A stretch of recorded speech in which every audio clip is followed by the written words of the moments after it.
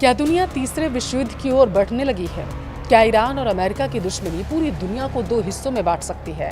अगर ऐसा हुआ तो भारत किसका साथ देगा? रूस और चीन की आखिर रूपरेखा क्या रहने वाली है? ये आखिर क्या करेंगे?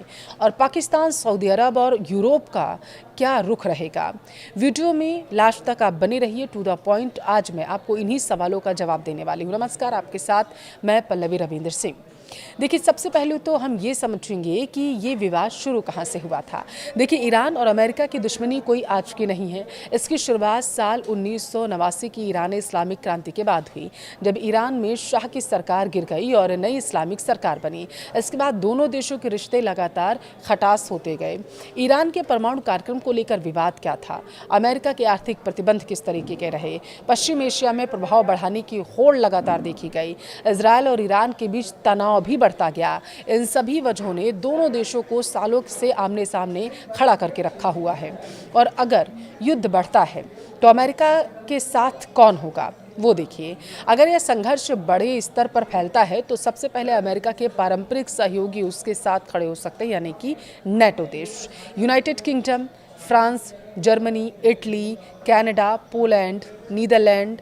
हालांकि हर देश सीधे उस युद्ध में उतरे यह देखिए ज़रूरी नहीं है। भले ही नेटो देश अगर एक दूसरे पर हमला होता है तो ये पूरे नेटो संगठन पर हमला मानते हैं, लेकिन ये ज़रूरी नहीं कि हमले में सीधा कूद जाएं। कई देश केवल हथियार, खुफिया जानकारी, साइबर सहायता या लॉजिस्टिक सपोर्ट दे सकते हैं। देखिए, इजरायल मध्य पूर्व में अमेरिका का सबसे करीबी रणनीतिक साझेदार इजरायल माना जाता है। अगर ईरान के साथ बड़ा युद्ध होता है, संघर्ष बढ़ता है, तो इजरायल की भूमिका बेहद अहम हो सकती है। एशिया प्रशांत सहयोगी जापान, दक्षिण कोरिया, ऑस्ट्रेलिया, ये देश अमेरिका के सुरक्षा सहयोगी हैं और परिस्थितियों के अनुसार समर्थन भी दे सकते हैं। अब सवाल ये उठता है कि ईरान अकेला रहेगा या उसके साथ भी बड़े देश शामिल हो सकते हैं। रूस और ईरान के बीच देखिए रक्षा और रणनीतिक सहयोग लगातार बढ़ा है, लेकिन विशेषज्ञों का मानना है कि रूस सीधे सैनिक भेजने के बजाय हथियार, खुफिया जानकारी, कूटनीतिक समर्थन जैसी मदद कर सकता है। चीन ईरान से बड़े पैमाने पर तेल खरीदता है, ये भी हमें नहीं भूलना है। दोनों ही देशों के आर्थिक संबंध मजबूत हैं। चीन भी संभवतः सीधे युद्ध में उतरने से बचेगा, लेकिन आर्थिक और कूटनीतिक समर्थन जरूर देगा। सीरिया की सरकार लंबे समय से ईरान के करीब रही है। उत्तर कोरिया भी अमेरिका विरोधी रुख के कारण ईरान के करीब माना जाता है। ईरान के प्रभाव वाले कई संगठन भी इसमें सक्रिय हो सकते हैं, जिनमें हिजबुल्ला और हुती भी हैं। हमने देखा था पिछले युद्ध में हिजबुल्ला और हुती ने इनका समर्थन किया था। अब इराक और क्षेत्र के कुछ अन्य सशस्त्र समूह इसमें शामिल हैं। देखिए, हर देश युद्ध नहीं चाहता, यह हमें समझना होगा। कई बड़े देश संभवतः तटस्थ रहने, यानी कि मीडिएटर की भूमिका निभा सकते हैं, या फिर किसी भी देश का समर्थन न करते हुए बीच में बने रह सकते हैं। इनमें शामिल कौन कौन से देश हैं? इसमें सबसे पहले तो भारत शामिल है। भारत का देखिए कोई भी बयान नहीं आया था युद्ध को लेकर के। भारत हो गया, ब्राज़ील हो गया, दक्षिण अफ्रीका हो गया, एशियन के कई सदस्य इसमें शामिल हो सकते हैं। इनका मुख्य उद्देश्य क्या होगा, वो देखिए। व्यापार बचाना, ऊर्जा सुरक्षा, वैश्विक अर्थव्यवस्था को स्थिर रखना, कूटनीति के जरिए युद्ध रोकना, ये इनका मकसद हो सकता है। अब देखिए, भारत की स्थिति सबसे दिलचस्प यहाँ पर है और जटिल भी है। अब ऐसा क्यों माना जा रहा है, वो समझिए। क्योंकि भारत के अमेरिका के साथ मजबूत रणनीतिक संबंध हैं, इजरायल से रक्षा सहयोग है, रूस लंबे समय से बड़ा रक्षा साझेदार रहा है, ईरान भारत के लिए ऊर्जा और चाबहार बंदरगाह जैसी परियोजनाओं के कारण महत्वपूर्ण है। इसके अलावा खाड़ी देशों में लाखों भारतीय काम करते हैं। अगर युद्ध बढ़ता है तो भारत की प्राथमिकताएं क्या होंगी?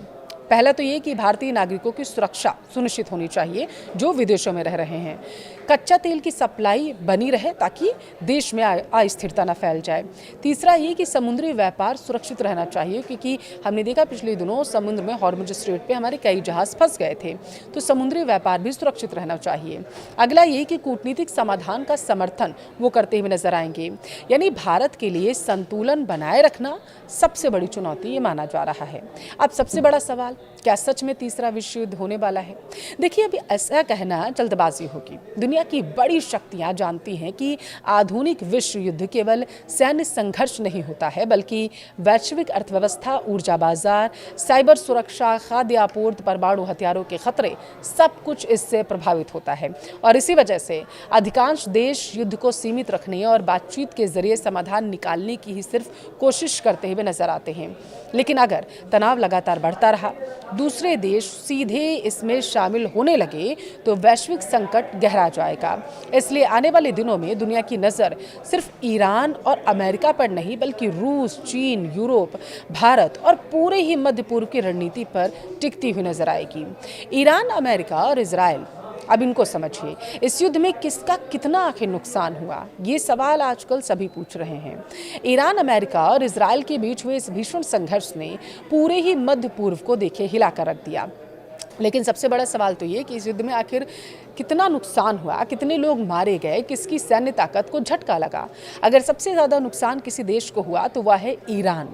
रिपोर्ट्स के अनुसार ईरान में कम से कम 3,400 से ज़्यादा लोगों की जान गई, 26,000 से ज़्यादा लोग घायल हुए। इनमें सैनिकों के साथ बड़ी संख्या में नागरिक भी शामिल हैं। इसके अलावा कई सैन्य ठिकानों पर हमले हुए, मिसाइल और ड्रोन लॉन्च साइटों को नुकसान पहुंचा, परमाणु कार्यक्रम से जुड़े कुछ ठिकानों को भी निशाना बनाया गया। कई वरिष्ठ सैन्य अधिकारी और वैज्ञानिक भी इस हमले में मारे गए थे, इसकी भी खबरें सामने आई थी। अब पहले से प्रतिबंधों से जूझ रही अर्थव्यवस्था पर युद्ध ने अतिरिक्त दबाव डाल दिया है। वहीं इजराइल की मजबूत और डिफेंस प्रणाली ने बड़ी संख्या में मिसाइलों को रोक के रखा था, लेकिन फिर भी कई हमले इजराइल में भी हुए हैं जो सफल रहे ईरान की तरफ से जो किए गए। अब रिपोर्ट से कहते हैं कि तकरीबन 26 से 40 लोगों की जान गई, हजारों लोग घायल हुए, कई नागरिक भी इसमें शामिल हैं। कई रिहायशी इलाके, औद्योगिक परिसर और सार्वजनिक ढांचों को भी नुकसान पहुंचा है इजराइल में। लगातार मिसाइल हमलों के कारण स्कूल, हवाई सेवाएं और सैन्य जनजीवन पूरी तरीके से प्रभावित हुआ। इसके अलावा इजराइल को अपनी मिसाइल रोधी प्रणाली और सैन्य अभियानों पर भी भारी खर्च उठाना पड़ा है। दूसरी तरफ अमेरिका का नुकसान अगर हम देखें तो अपेक्षाकृत कम रहा है, क्योंकि उसने मुख्य रूप से हवाई और नौसैनिक अभियानों के जरिए कार्रवाई की। फिर भी अमेरिकी सैन्य ठिकानों पर मिसाइल और ड्रोन हमले हुए, कुछ अमेरिकी सैनिकों की मौत और सैकड़ों के घायल होने की रिपोर्ट है। सैन्य अभियानों, हथियारों, तैनाती पर अरबों डॉलर का खर्च अमेरिका की तरफ से किया गया। अलग अलग आंकड़ों में जो बातें सामने आई वो चौंकाने वाली हैं। सबसे बड़ा नुकसान किसका हुआ, अब ये आप पूछ रहे होंगे। अगर तीनों देशों की तुलना की जाए तो मानवीय नुकसान सबसे ज़्यादा ईरान को हुआ, सबसे ज़्यादा लोग वहाँ के मारे गए। आर्थिक नुकसान ईरान पर सबसे बड़ा असर इसका देखा गया, जबकि इजराइल और अमेरिका को भी भारी सैन्य खर्च उठाना पड़ा। सुरक्षा नुकसान, तीनों देशों को अपने अपने स्तर पर झटका लगा है, लेकिन पूरे मध्य पूर्व में अस्थिरता और ज़्यादा बढ़ गई। युद्ध का असर केवल इन तीनों देशों तक देखिए सीमित नहीं रहा। तेल की कीमतों, वैश्विक व्यापार और समुद्री मार्गों और क्षेत्रीय सुरक्षा पर भी इसका सीधा असर पड़ा है। विशेषज्ञ मान रहे हैं कि अगर तनाव फिर से बढ़ता है तो नुकसान और ज़्यादा गंभीर हो जाएगा। ईरान इजराइल युद्ध में भारत ने किसका साथ दिया, ये सवाल अगर आपके मन में आया है तो चलिए इसका भी जवाब ढूंढते हैं। देखिए, ईरान और इजराइल के बीच युद्ध ने पूरी दुनिया को दो हिस्सों में बांट कर रख दिया था। कोई इजराइल के साथ खड़ा था तो कोई ईरान के समर्थन में था। लेकिन सवाल ये है कि दुनिया की सबसे बड़ी लोकतांत्रिक ताकत भारत ने आखिर क्या किया। अगर सीधे जवाब दें तो भारत ने ना तो ईरान का खुलकर समर्थन किया और न ही इजराइल का। भारत ने लगातार यही कहा कि युद्ध नहीं, बातचीत और कूटनीतिक से ही हर मुश्किल का समाधान निकल सकता है।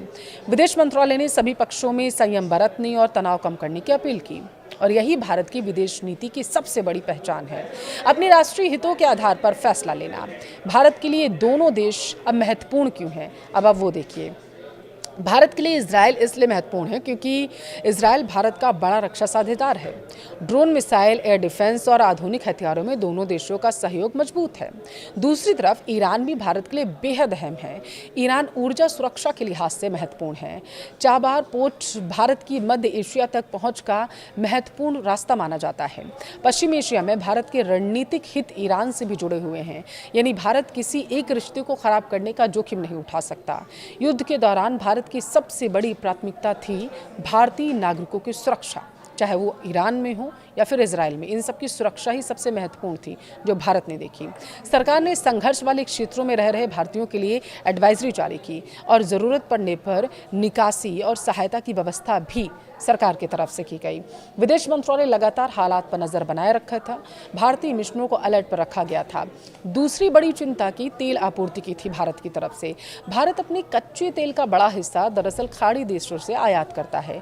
अगर युद्ध बढ़ता, हॉर्मुज स्ट्रेट प्रभावित होता तो भारत में पेट्रोल डीजल की कीमतों और अर्थव्यवस्था पर इसका असर पड़ सकता था। इसलिए भारत ने तनाव कम करने की अपील लगातार जारी रखी। भारत ने एक तरफ इजराइल के साथ अपने रणनीतिक रिश्ते बनाए, दूसरी तरफ ईरान के साथ संवाद भी लगातार जारी रखा। साथ ही उसने युद्ध के बजाय शांति, कूटनीति और क्षेत्रीय स्थिरता पर भी जोर दिया। यानी भारत की विदेश नीति का संतुलित दृष्टिकोण माना जा रहा है।